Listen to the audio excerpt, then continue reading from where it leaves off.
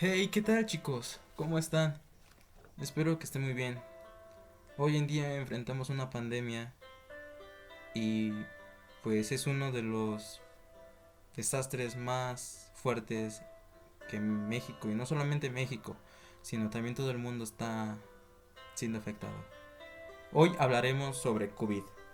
Soy Hernández Villanueva Jonathan y soy licenciado en enfermería. Antes de todo vamos a centrarnos un poco en el contexto histórico de cómo es que llegó esta enfermedad, este virus. La existencia de los virus y bacterias, así mismo como sus patologías, han existido desde siempre, pero conforme los años, los profesionales de la salud, así como la tecnología, han avanzado y se ha caracterizado por tener un gran avance sobre la detección de antígenos y su forma de tratamiento. Hoy en la actualidad, la pandemia ha estado afectando a nuestra población en grandes cantidades. Centrémonos en 2019. Los adultos de Wuhan, capital de provincia de Hubei y un importante centro de transporte de China, comenzaron a presentarse en hospitales locales, con una neumonía grave, de causa desconocida. Muchos de los casos iniciales tuvieron una exposición común al mercado mayorista de mariscos de Huanan, que también comercializaba animales vivos. El 31 de diciembre del 2019, China notificó el brote que la Organización Mundial de la Salud el 1 de enero cerró el mercado de alimentos de Huanan. El 7 de enero, el virus se identificó como un coronavirus que tenía un 95% de homología con el coronavirus de murciélago y un 70% de similitud con el SARS-CoV. El número de casos comenzó a aumentar exponencialmente, algunos de los cuales no tenían exposición al mercado de animales vivos, lo que sugiere el hecho de que estaba produciéndose una transmisión de persona a persona, pero aún no era tan cierto. El primer caso fatal se informó el 11 de enero del 2020. La inmigración masiva de chinos durante el Año Nuevo Chino alimentó la epidemia. Se notificaron casos en otras provincias de China, otros países como Tailandia, Japón y Corea del Sur. En personas que regresaban de Wuhan, la transmisión a los trabajadores de la salud que atienden a pacientes se describió el 20 de enero del 2020. Para el 23 de enero, los 11 millones de habitantes de Wuhan estaban bajo llave con restricciones de entrada y salida de la región. Pronto, este bloqueo se extendió a otras ciudades de provincia de Hubei. Se notificaron casos de COVID en países fuera de China, sin antecedentes de viajes de China o de Wuhan. ¿Qué es lo que estaba pasando? Lo que sugiere es que estaba produciéndose una transmisión local de persona a persona en estos países. Los aeropuertos de diferentes países, incluida la India, pusieron mecanismos de detección para detectar personas sintomáticas que regresaban de China y las colocaron en aislamiento y sometieron a pruebas de COVID. Pronto se hizo evidente que la infección podía transmitirse desde personas asintomáticas o portadores, y también antes de la aparición de los síntomas. Por lo tanto, países como la India, que evacuaron a sus ciudadanos de Wuhan a través de vuelos especiales, o tuvieron viajeros que regresaban de China, ya sean negocios o por ver a su familia, colocaron a todas las personas sintomáticas o de otro modo en aislamiento durante un periodo de incubación.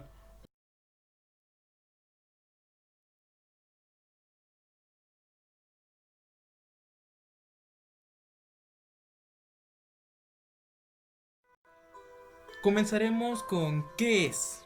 Bueno, según la OMS, el coronavirus es una amplia familia de virus que pueden causar diversas afecciones, desde el resfriado común hasta enfermedades más graves como ocurre en el coronavirus causante del síndrome respiratorio del Oriente Medio, MERS-CoV, y el que ocasiona el síndrome respiratorio agudo severo, SARS-CoV.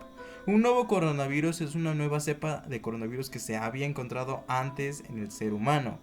Los coronavirus se pueden contagiar de los animales a las personas, o también llamado transmisión zoonótica. De acuerdo con estudios exhaustivos al respecto, sabemos que el SARS-CoV-2 se transmitió de la civeta del ser humano y que se ha producido por transmisión del MERS-CoV, del dromedario al ser humano. Además, se sabe que hay otros coronavirus circulando entre animales que todavía aún el ser humano no ha sido capaz de poderse infectar. Los coronavirus constituyen un amplio grupo de virus que se encuadran taxonómicamente en la subfamilia Coronavirinae. Dentro de la familia Coronaviridae se designan bajo el término coronavirus todas las especies pertenecientes a estos géneros. Se trata de un virus cuyo genoma está formado por una única cadena de ARN, con polaridad positiva, y de aproximadamente 30.000 pares de bases, que presentan una capucha metilada en el extremo 5 y una cola poliadeninada en el extremo 3, dándole así un gran parecido al ARN mensajero del hospedador. Los coronavirus son un virus zoonóticos, como había mencionado, que pueden transmitirse entre animales y humanos. En líneas generales, se acepta que los alfa-coronavirus y los beta-coronavirus son capaces de infectar a mamíferos, mientras que ellos también a mamíferos. Así se ha descrito que muchos coronavirus pueden usar a los mamíferos como portadores o como reservorios. Intermedios, ¿qué quiere decir intermedios? Que solamente van a ser una guía, un medio de transporte, destacando entre ellos los murciélagos, en los que se facilitan la recombinación y los eventos mutágenos, que pueden así conducir a una mayor diversidad genética de estos. Existen diferentes especies de coronavirus que circulan entre animales, pero aún no ha dado asalto a humanos, o eso creíamos. En la década de 1960 se describieron por primera vez en las cavidades nasales de pacientes con resfriado común, y hasta ahora solo se conocían 6 especies de coronavirus que podrán infectar a seres humanos y causar enfermedades respiratorias. Hablaremos un poco sobre su estructura. Es muy importante. Codifica un gran tamaño, no estructural poliproteína, que es más proteolíticamente escindido a general de 15 a 16 proteínas, 4 proteínas estructurales y 5 accesorios de proteínas. Las proteínas estructurales consisten en la superficie de la espiga, glicoproteína, la proteína de la membrana, la proteína de la envoltura y la proteína de la nucleocápside, que son esenciales para el SARS-CoV-2. ¿Qué es esto? ¿Qué quiere decir todas estas palabras? Estas partes o estas glicoproteínas son lo que le van a dar adherencia, le van a dar firmeza, le van a dar esa capa externa para poderse cubrir. La glicoproteína de la superficie de la espiga juega un papel clave en su apego a las células del huésped y puede ser más encendido por el anfitrión proteasa en una subunidad, y así unido a la membrana región C terminal C2. ¿Cuál es su origen? Bueno, en un principio se sospechó que el virus tuvo su origen en un mercado de comida de Wuhan, en el que se vendían mariscos, carne, animales vivos, animales exóticos, ya que los afectados coincidían en un haber visitado dicho mercado. El local fue clausurado el 1 de enero y se aplicaron medidas de desinfección, lo que dificultó que se pudiera trazar el origen de la infección o el animal que había provocado el contagio.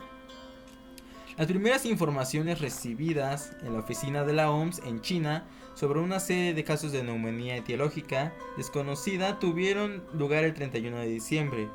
El gobierno chino y las investigaciones tomaron rápidas medidas para controlar la epidemia y llevaron a cabo la investigación etiológica.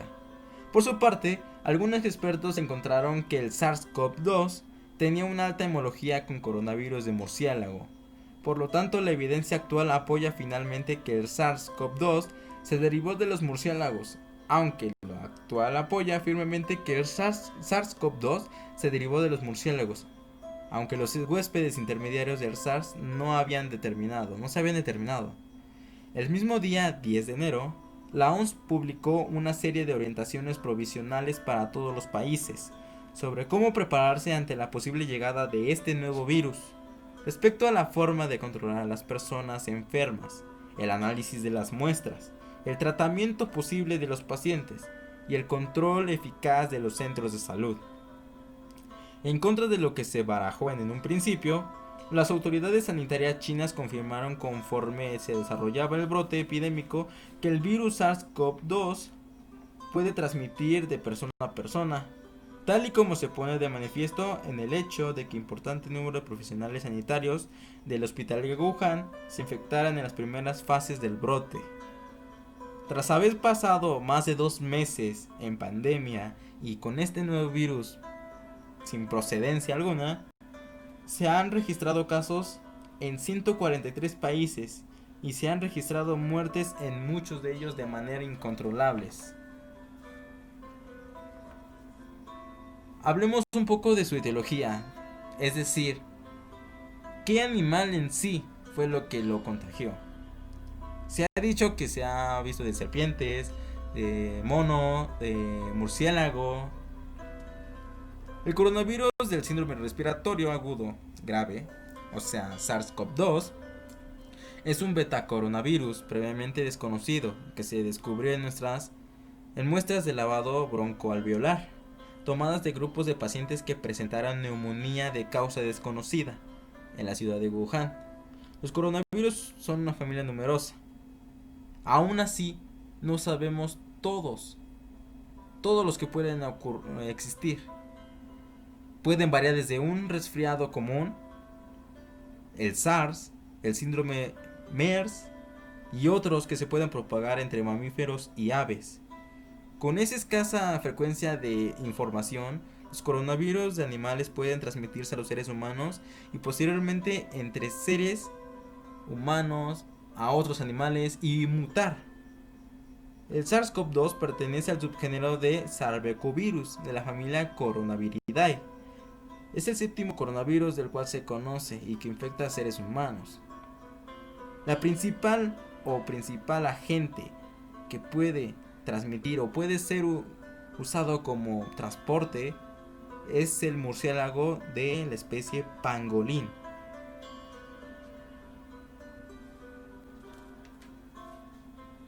¿Cuál es lo que le da la fuerza a este virus para que entre a nuestro organismo?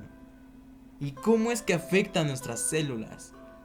¿Cómo es que un virus tan chiquito, tan diminuto, puede afectar a un organismo grande? Bueno, pues ahorita les comentaré cómo es. Hablemos un poco de su patogenia. La principal patogénesis de la infección por COVID va dirigido al sistema respiratorio y se presenta como una neumonía grave, anemia, combinada con la incidencia de opacidades en vidrio esmerilado y lesión cardíaca aguda significativa. Se observaban niveles sanguíneos muy altos de citocinas y quimiosinas en pacientes. Hasta hoy en día no se ha especificado cómo es que este nuevo virus prolifera dentro del cuerpo humano y cómo es su patogénesis en específico. Pero me tuve la tarea de investigar hasta fondo, en lugares recónditos e incluso pagar un montón de cosas para poder quitar restricciones y lograr esta información. Unos científicos en España lograron investigar cómo es que el COVID entra y se disemina en el cuerpo. Los siguientes pasos por el cual el COVID entra desde nuestro organismo es el siguiente. Primero, el COVID inicia por gotículas que se pueden presentar en el aire, en las heces o en el estornudo de una persona o al comer el murciélago. El virus es encontrado o alojado en la superficie de un objeto, o ya sea en contagio de persona a persona, por medio de las gotículas de flujo que estas son transmitidas al nuevo reservorio próximo a infectar. Existe un contacto del virus y el reservorio humano y se introduce por vía aérea o respiratoria. Gracias a que este virus tiene un gran porcentaje de similitud con COVID-2 o SARS-CoV-2, es decir, un paciente con COVID asintomático puede portar el virus sin que éste lo note y tose de manera normal. Una de sus manos en su boca reserva estas gotículas y por obviedad, el virus. Entonces, tuvo contacto con otra persona y a su vez esta persona tiene contacto con su cara, o su nariz, o sus ojos. El virus tendrá la puerta de entrada por su diseminación. Lo mismo pasa con las cutículas de Fluge, que al ser expulsadas, es decir, cuando estornudan, el otro individuo estas llegan y las absorbe mediante la vía aérea. Como todos los coronavirus, este está compuesto por un núcleo de ARN y una membrana lipídica. Asimismo tiene una glicoproteína de la que sobresalen varias proteínas con distintas funciones. La proteína S permite que el virus penetre en las células. La proteína E, que es la clave para infectar a otras células, y la proteína N, que les permite camuflar el material genético.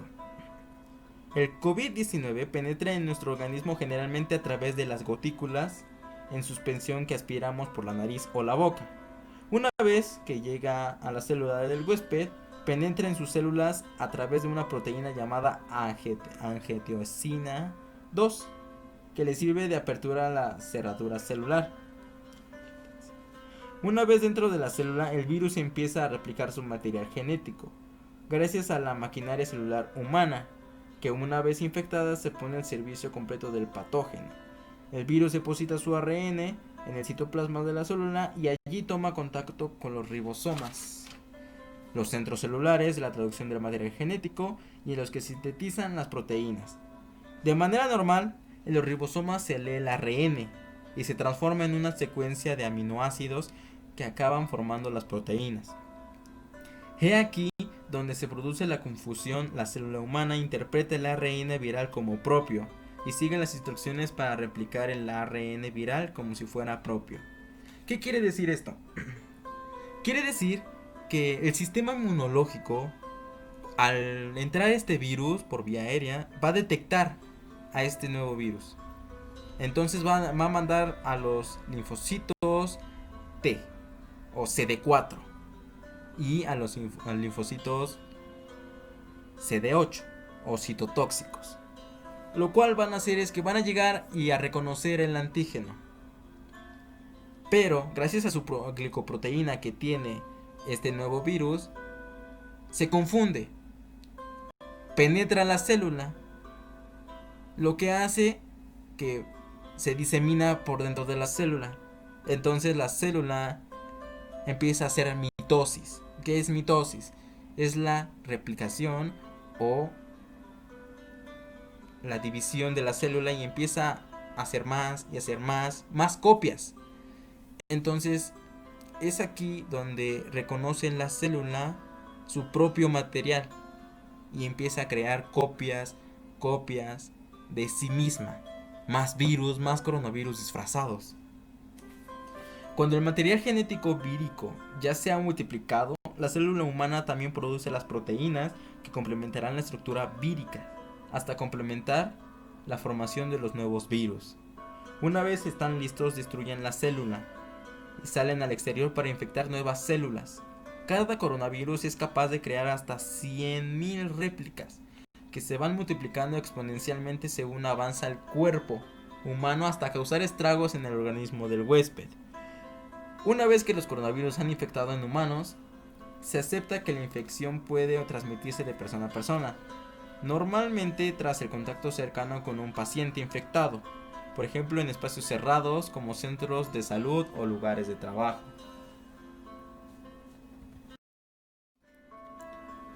¿Cuál es la fisiopatología del COVID-19? La dividiremos en cuatro parcialidades. 1. Es la interacción con el sistema renina-angiotensina-aldosterona.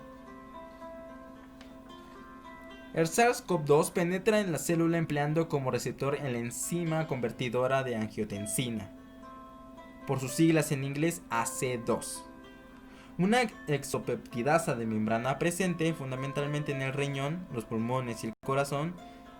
Se ha observado que los casos graves de COVID-19 presentan niveles de angiotensina 2 muy elevados, y en el nivel de angiotensina 2 se ha correlacionado con la carga viral del SARS-CoV-2 y el daño pulmonar. Este desequilibrio del sistema renina-angiotensina-aldosterona podría estar en la relación con la inhibición de la angiotensina 2 por parte del virus. Este mismo efecto ya fue observado en el brote producido por SARS-CoV-2. El siguiente es interacción con el sistema inmunitario. La infección activa el sistema inmune innato, generando una respuesta excesiva que podría estar relacionada con una mayor lesión a nivel pulmonar y peor evolución clínica.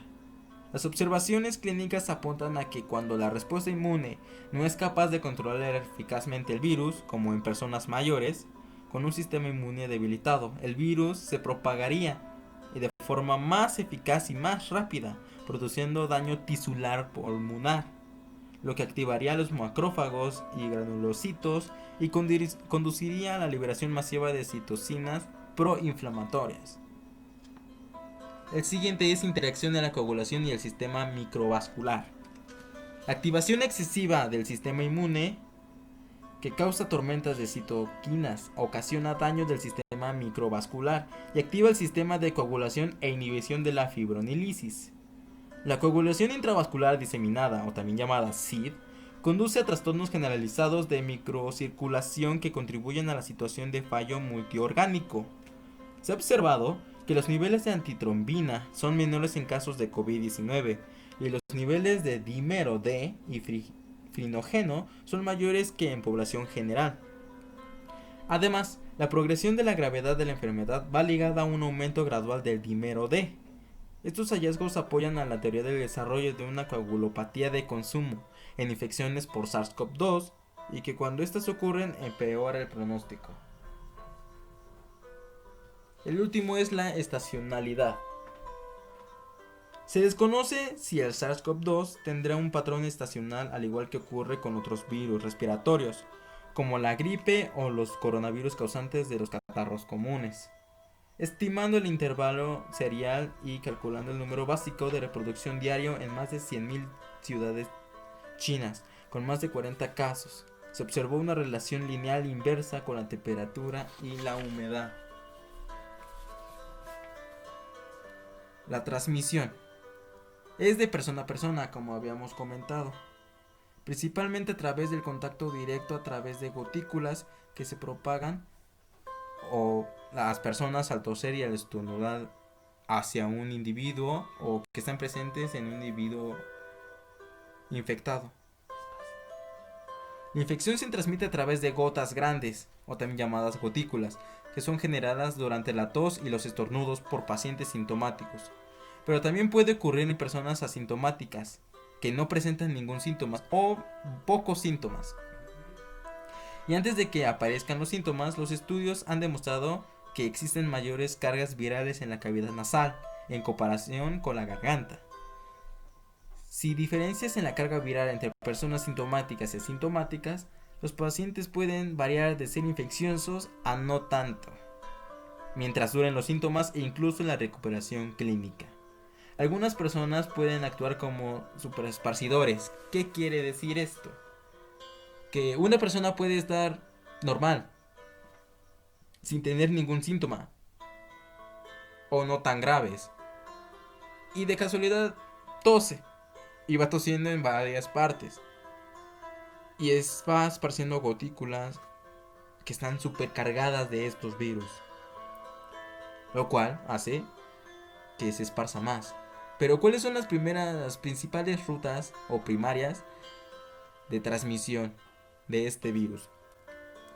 Puede ser transmitido entre humanos por vía respiratoria, por contacto con paciente infectado, mucosas en los ojos, boca y nariz, que tosa, te salude y tú te toques los ojos, la boca o la nariz. El contacto cercano también es una fuente de transmisión del SARS-CoV-2. Por ejemplo, puede transmitirse a través del directo o contacto indirecto, con membranas mucosas en los ojos, boca y nariz. También existe la posibilidad de transmisión de aerosol en un relativamente entorno cerrado, con exposición continua a esta persona. Además, se ha informado que COVID-19 los pacientes tienen algunos síntomas gastrointestinales, incluso diarrea, náuseas, cefalea, disnea, entre otras, lo cual puede estar incluso en las heces, pequeñas partículas de este virus. También un factor importante es la transmisión vertical intrauterina. ¿Qué significa? Que la persona que está en gestación puede transmitir puede ser sintomática o asintomática, pero puede transmitir por vía intrauterina, por el cordón umbilical, este virus, mediante la sangre que está circulada en el cordón umbilical o en la ingesta de alimentos. ¿Cuál es la principal población susceptible? Sabemos que el cáncer cervicouterino afecta a una población de mujeres en un cierto rango. Epidemiológicamente aparece en un cierto rango de edad y en un cierto rango de factores. Pero ¿cuáles son los de COVID? Bueno, todas las poblaciones son generalmente susceptibles a SARS-CoV-2. Los ancianos, niños, personas con enfermedades subyacentes o no, o baja función inmune. Estos son más o tienen más probabilidades de contagiarse y convertirse en casos graves. Es decir, que estas personas dispondrán de una enfermedad crónica degenerativa. Es decir, diabetes, eh, hipertensión, podemos hablar una oliguria, también podemos decir preeclampsia, entre otras. Además de que en mujeres embarazadas y recién nacidos infectados o prematuros con peso menor de 2.500 gramos, que es considerado pretérmino, también son propensos a desarrollar COVID-19.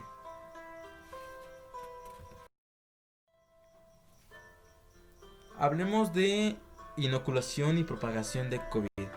Como habíamos mencionado, se propaga de persona a persona. Cualquier persona puede contagiarse por contacto directo o indirecto. La enfermedad puede propagarse de muchas maneras. Incluso se ha visto en la comunidad de personas, en toda la población, que piensan que incluso los animales domésticos como gato, perro pueden ser incluso portadores de este nuevo virus. ¿Cuál es su periodo de incubación? El periodo medio de incubación del SARS-CoV-2 se estima entre 3 a 7 días, rango que dura de una gripe normal, pero puede variar hasta un largo periodo de transmisión del SARS, que se estima de 2 a 14 días, ya que en este transcurso existe un periodo de latencia del SARS, que consiste como la gripe, cuando piensas que se te ha ido la gripe, pero el día siguiente te vuelve otra vez. Entonces, además se ha informado que los pacientes asintomáticos con COVID durante sus periodos de incubación pueden transmitir eficazmente o son más fáciles de poder transmitir, que es diferente del SARS-CoV, porque la mayoría de los casos del SARS-CoV están infectados por superpegadores y los casos de COVID-19 no pueden infectar a personas susceptibles durante el periodo de incubación. En conjunto, estos datos respaldan plenamente el periodo actual de monitoreo por la OMS.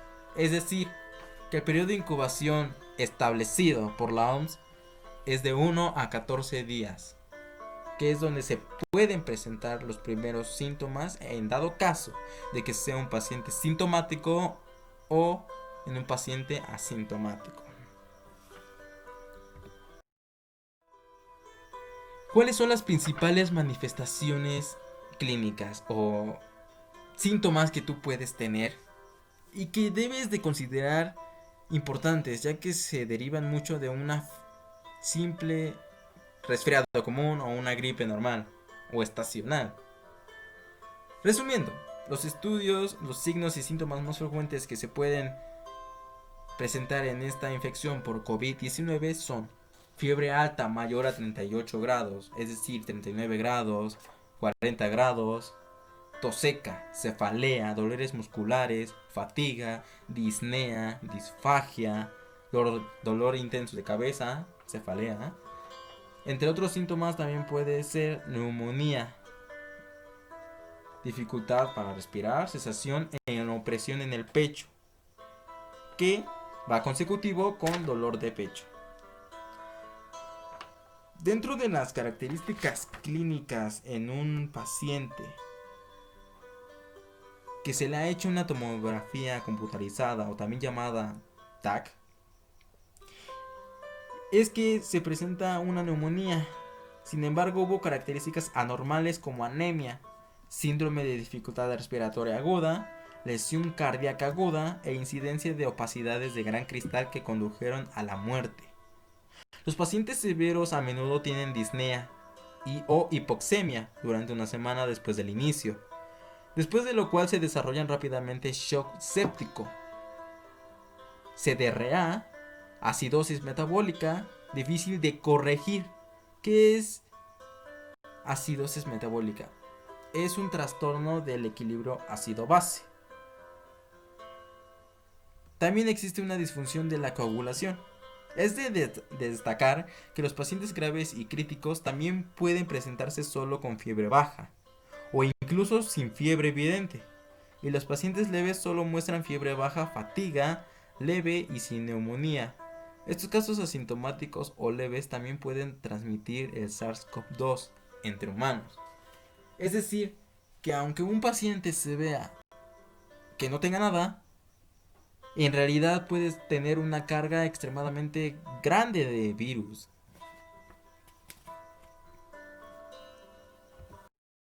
¿Cuáles son los posibles diagnósticos? Tras mi investigación, he recabado mucha información y se las manejaré de una manera más simple. Los posibles diagnósticos es reacción en cadena de polimerasa, transcripción inversa de RT o PCR.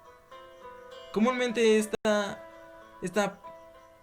diagnóstico se hace mucho en trabajadores.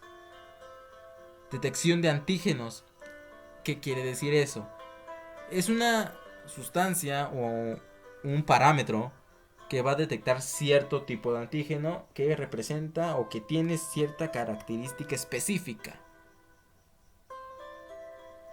Es decir, que va a reconocer su complejo mayor de histocompatibilidad.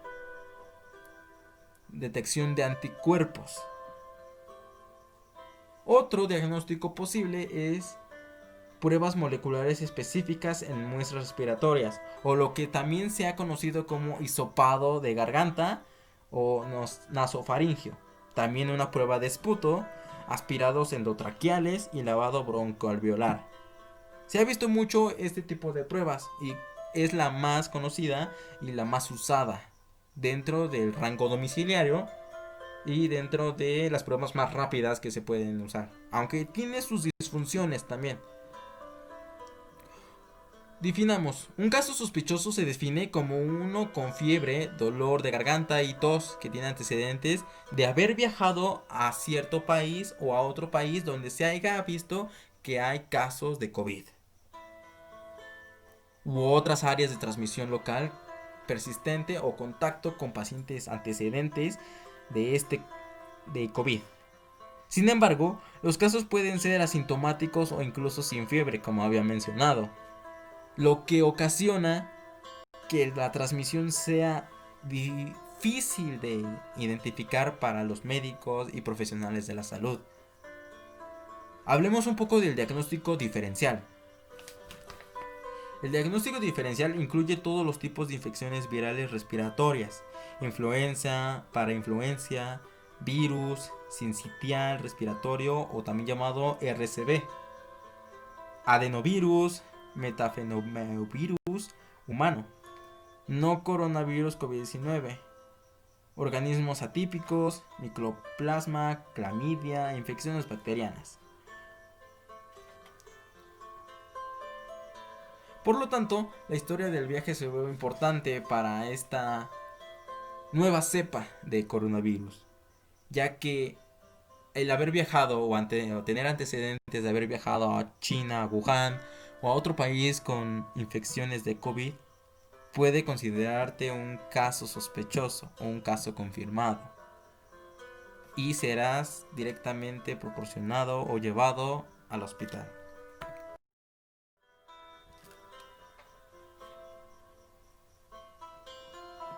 ¿Cuáles son los cuidados generales y específicos en un paciente con COVID-19? Aparte de ser llevado al hospital por profesionales de la salud con sus respectivos equipo médico, podrá ser admitido a aquellos pacientes con criterios de neumonía severa. Serán remitidos tempranos a los servicios de cuidados intensivos. El paciente debe ingresar preferiblemente en una habitación de aislamiento completo con presión negativa, que cumpla con los estándares establecidos. Una vez agotados estos recursos, se recomienda aislar a los pacientes en habitaciones individuales con un sistema de ventilación con una capacidad para 6 o 12 cambios de aire por hora. Cuando no hay habitaciones individuales de aislamiento disponibles, se recomienda el aislamiento de cohorte, manteniendo una distancia mínima de 1 metro entre las unidades de los pacientes, es decir, 1 metro entre cada paciente. Se debe limitar el número de personas que atienden al paciente, al mínimo imprescindible, así como el tiempo de permanencia en la habitación. ¿Qué quiere decir esto? Que solamente a tu disposición, si tú estás enfermo por COVID, los que te atenderán solamente serán de dos médicos a una enfermera, como máximo. Se recomienda que a todos los profesionales de salud involucrados en esto, en la detección de COVID y tratamiento de COVID, usen sus respectivos herramientas o equipo quirúrgico y de protección, guantes, gafetes, mascarilla, entre otros. Una vez ya ingresado en el hospital, se dispondrá a poner una intubación al paciente, sea endotraqueal, nasofaringia, entre otras. Es aquí donde muchas personas tienen miedo porque la mayoría de las personas del rango de 35 a 65 años sufren alguna discapacidad o alguna enfermedad crónica. Como es el caso de una persona que conocí. Esta persona tenía una insuficiencia renal crónica. Dio positivo a COVID. Lo ingresaron. Lo intubaron. 2 semanas después habían confirmado que había muerto. Desgraciadamente, la enfermedad crónica ocasionó una tipo inmunodeficiencia en los neutrófilos y linfocitos de esta persona y de su sistema inmune, lo que ocasionó que este nuevo virus, para mí, oportunista, se agarrara de esta inmunodeficiencia y así poder infectar y ocasionar más daño.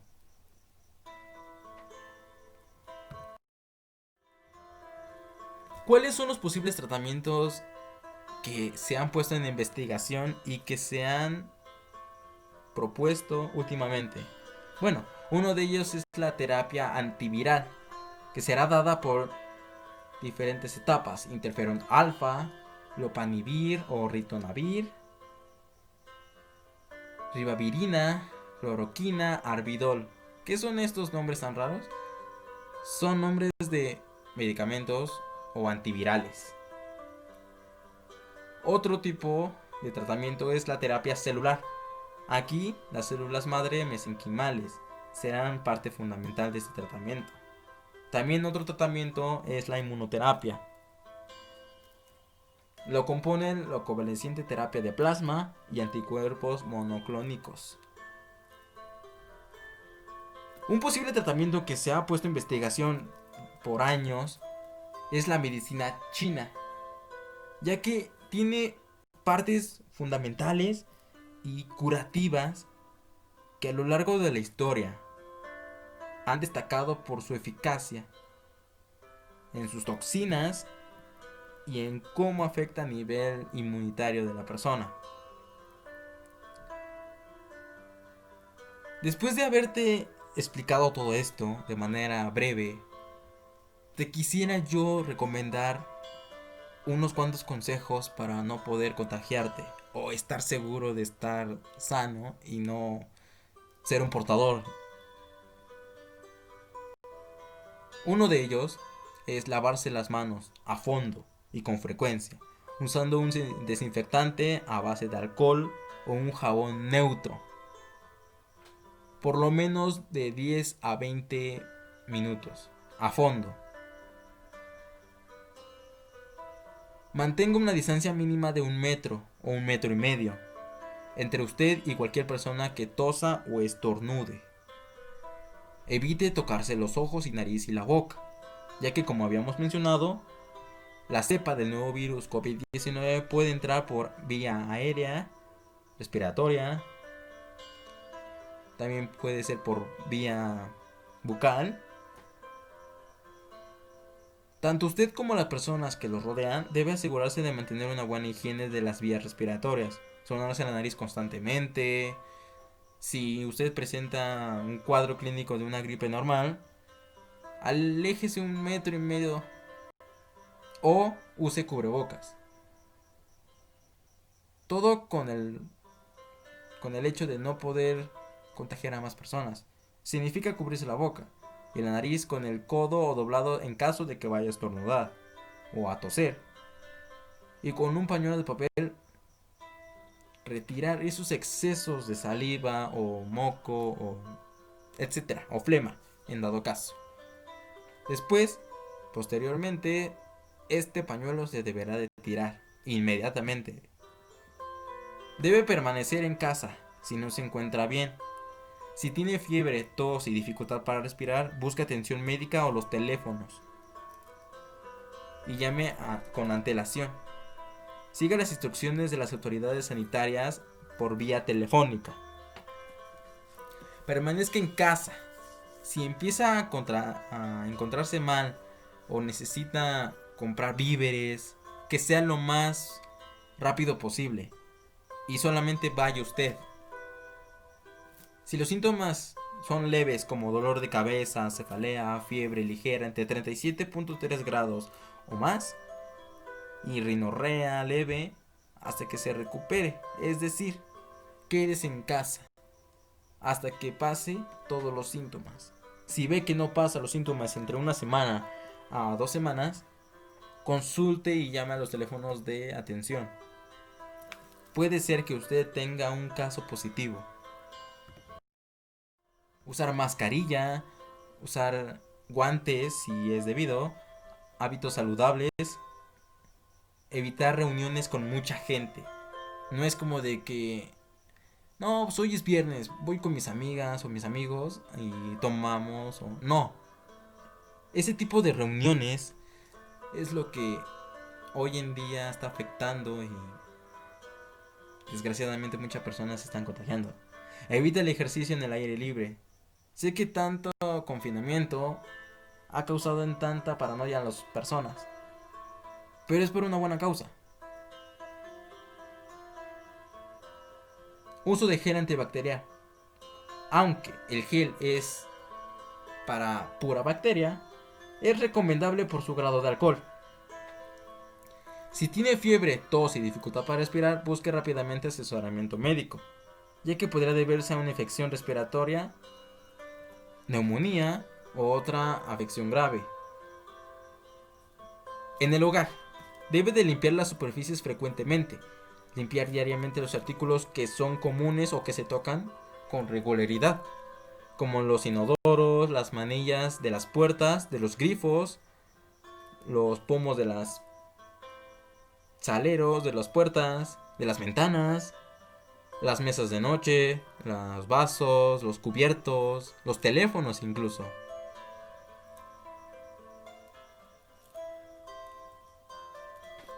Bueno, la existencia de un nuevo virus llamado COVID-19 que ha afectado a toda la humanidad. ¿Qué será de nosotros? Es decir, que este nuevo virus que se dio en Wuhan es de hemología y con afinidad de murciélago. Toda la comunidad científica y comunidad profesional de la salud está en continuo mejoramiento de nuevas técnicas. Hoy en día se conoce de una nueva vacuna, o al menos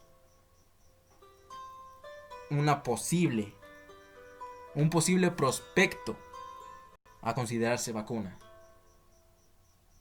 Para que una vacuna sea efectiva y sea considerada vacuna, necesita todo un proceso y es largo.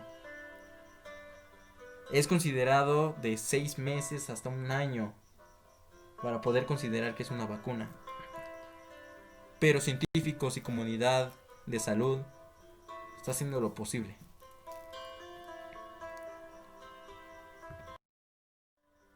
Bueno, espero que te haya gustado esta recopilación de lo que es COVID. Y cuídate mucho. Sigue las indicaciones que te he dado y que has investigado o que has visto en otras partes. Eso es todo. Espero que te haya gustado y nos vemos para la próxima.